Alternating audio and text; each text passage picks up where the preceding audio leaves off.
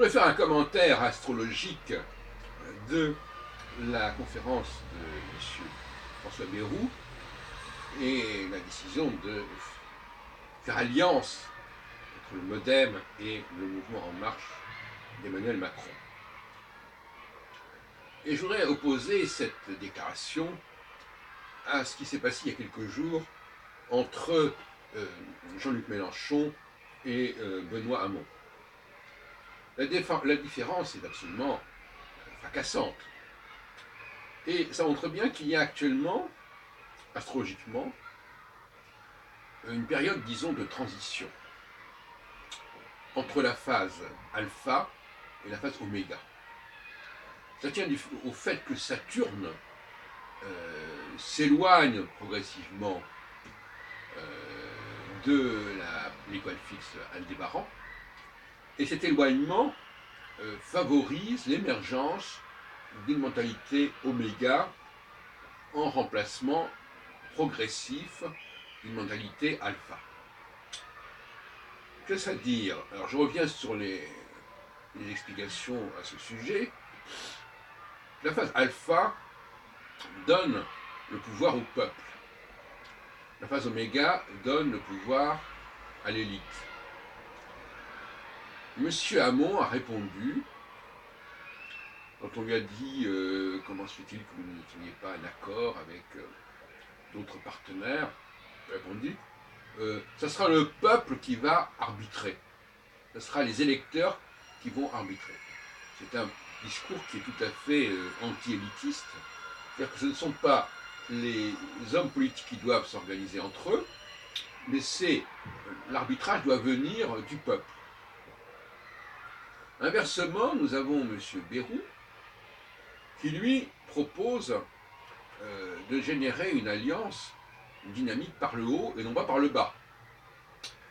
Et je crois que c'est tout à fait ça. L'ancienne stratégie est exprimée par M. Hamon, c'est-à-dire on va arbitrer par le bas, on va rassembler les électeurs par-dessus la tête de M. Mélenchon, tandis que M. Bayrou raisonne exactement à l'inverse. Il dit il faut que les leaders, que les chefs de parti, que les appareils s'entendent. Donc c'est un arbitrage, c'est un rassemblement par le haut. Voilà. Eh bien, tout cela vient confirmer de manière saisissante mes théories sur l'alpha et l'oméga, qui sont beaucoup plus convaincantes pour le public que toutes sortes de réflexions sur le thème de naissance de M. Bayrou, de M. Macron, M. Hamon ou M. Mélenchon. Ça, c'est l'astrologie de papa qui a fait long feu et qui est presque pathétique. Donc, je vous engage à opter pour cette astrologie alpha-oméga, qui effectivement est une astrologie élitique, c'est-à-dire qui est proposée par l'élite, face à une astrologie de papa qui est celle pratiquée par le peuple astrologique, c'est-à-dire par la base astrologique. Il est temps de ne plus continuer le ronronnement des habitudes de pratique et de savoir-faire de la basse classe astrologique pour redonner tout son poids à la haute classe astrologique, comme on le faisait, par exemple, du temps de Jean-Pierre Nicolas ou du temps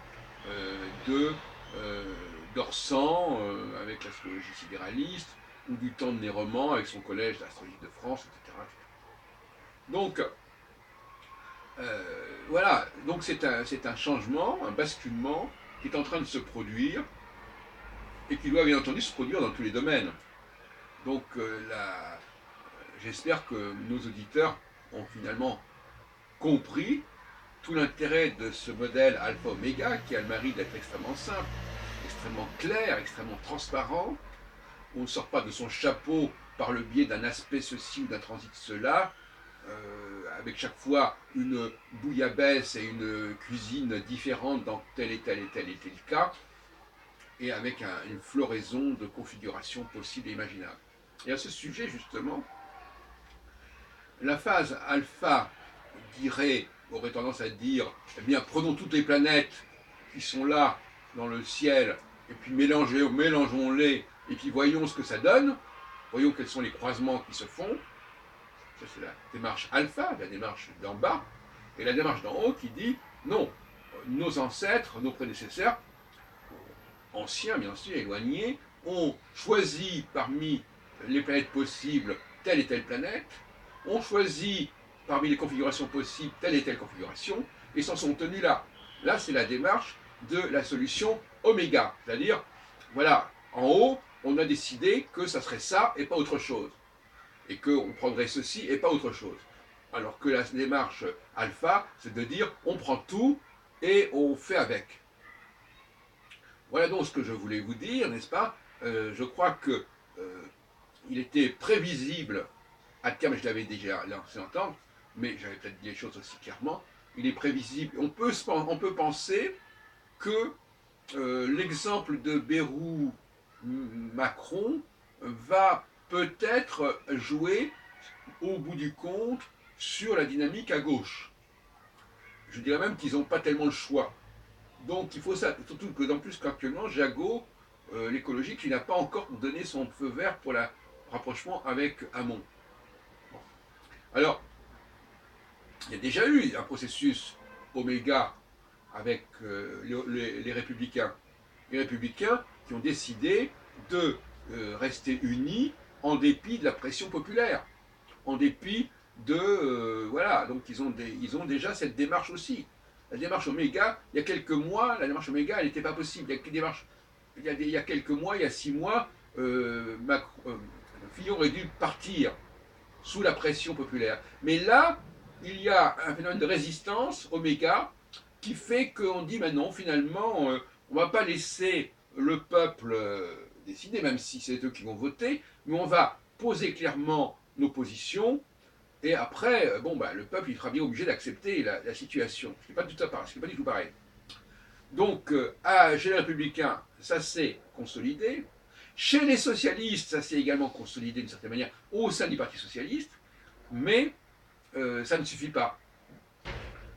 Bon, alors, il est clair que les progressions supplémentaires pourraient évidemment être, dans l'absolu, théoriquement, totalement théoriquement, un rapprochement entre Fillon et Marine Le Pen. C'est un problème historique, ça, le rapprochement entre la droite et l'extrême droite. Bon, ça, il ne faut pas trop y compter. Par contre, Marine Le Pen, elle, a tendance à vouloir mettre en avant des personnalités qui ne sont pas du Front National, comme Dupont-Aignan, comme Guénaud, et d'autres peut-être. Ça, c'est une stratégie oméga.